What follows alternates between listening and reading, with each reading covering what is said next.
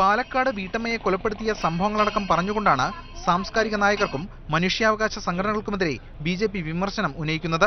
ഭരണത്തിലിരിക്കുന്ന സിപിഎമ്മിന്റെ നേതൃത്വത്തിൽ സ്ത്രീകളുടെ ജീവനും മാനവും പിച്ചുചീന്തപ്പെടുകയും കുട്ടികൾ വേട്ടയാടപ്പെടുകയും ചെയ്യുമ്പോൾ സാംസ്കാരിക നായകരടക്കം ദീക്ഷിക്കുന്ന മൗനം ഭയാനകമാണെന്ന് സംസ്ഥാന കൗൺസിലിൽ അവതരിപ്പിച്ച രാഷ്ട്രീയ പ്രമേയം പറയുന്നു. അവാർഡുകളുടെ മുന്നിൽ മനുഷ്യത്വവും ധാർമ്മികതയും ഇവർ പണയം വയ്ക്കുന്നു.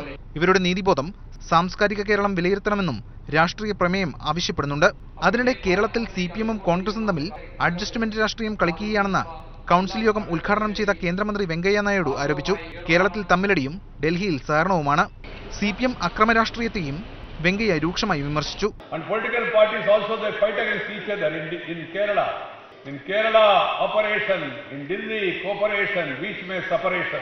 റേഷൻ സംവിധാനത്തിലെ പാളിച്ചയടക്കം 8ഓളം വിഷയങ്ങളാണ് രാഷ്ട്രീയ പ്രമേയത്തിൽ ഇടം പിടിച്ചിട്ടുള്ളത്.